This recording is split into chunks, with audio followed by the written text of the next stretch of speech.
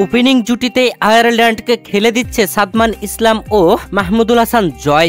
মিলে হাকালো century, dressing room থেকে দৌড়ে এসে বড় ভাই মুশফিকের হাততালি, ডাগআউটে ব্যাটিং কোচ মোহাম্মদ আশরাফুলের উল্লাস। প্রিয় দর্শক, সিলেট আন্তর্জাতিক ক্রিকেট স্টেডিয়ামে বাংলাদেশ ও আয়ারল্যান্ডের মধ্যকার প্রথম টেস্টের দ্বিতীয় দিনের খেলা চলছে, যেখানে আয়ারল্যান্ড আগে টসে জিতে ব্যাটিং এর সিদ্ধান্ত নিয়ে প্রথম দিন খেলে করেছিল 270 রান 8 উইকেট হারিয়ে।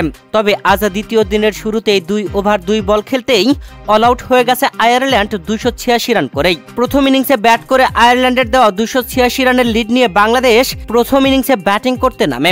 ওপেনিং এ ব্যাটিং এ আসেন মাহমুদুল হাসান জয় ও সাদমান ইসলাম। দারুণ ব্যাটিং এ আয়ারল্যান্ডকে যেন রীতিমতো হতবাক করে দিয়েছে এই দুই ওপেনার, যেখানে সাদমান ইসলাম আগে হাফ সেঞ্চুরি হাঁকান, 49 বল খেলে 50 হাঁকিয়ে দেন তিনি। এরপর পরই মাহমুদুল হাসান জয় 72 বলে 50 হাঁকিয়ে দেন। আর মাহমুদুল হাসান জয় ও সাদমান ইসলামের এমন 50-তে ডাগআউটে থাকা ব্যাটিং কোচ মোহাম্মদ আশরাফুল রীতিমতো উল্লাসে মাতেন।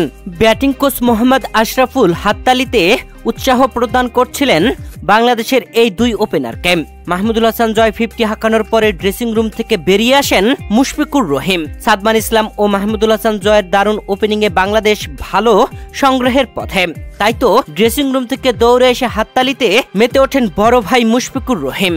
প্রিয় দর্শক, হাফ সেঞ্চুরি করবার পরে সাদমান ইসলামের সেলিব্রেশনটা ছিল অন্যরকম। ব্যাট উঁচিয়ে ধরবার পরে মাঠে দাঁড়িয়ে দুহাত তুলে আমিন ধরেছিলেন, দোয়া করেছেন। মাহমুদুল হাসান জয়ও 50 হাঁকে দারুণভাবেই সেলিব্রেশন করেছেন। প্রিয় দর্শক, দ্বিতীয় দিনের প্রথম সেশনে বাংলাদেশ কোনো উইকেট হারায়নি। দ্বিতীয় সেশনে ব্যাটিং এ বাংলাদেশের দুই ওপেনার সাদমান ইসলাম ও মাহমুদুল হাসান জয়। বাংলাদেশের কোনো উইকেট নিতে পারছে না আয়ারল্যান্ড, তাই তো হতাশ আয়ারল্যান্ডের খেলোয়াড়রা।